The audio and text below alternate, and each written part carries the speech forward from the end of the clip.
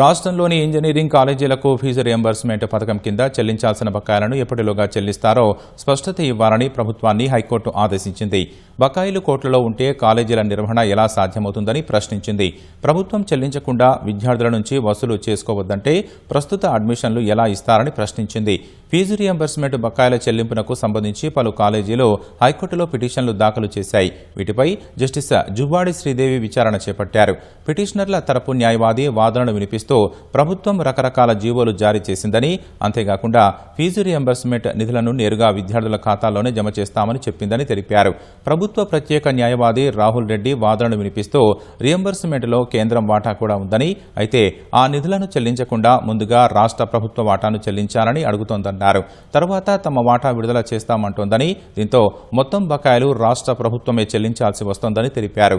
పూర్తి వివరాలతో కౌంటర్లు దాఖలు చేయడానికి 2 వారాల గడువు కావాలని కోరారు.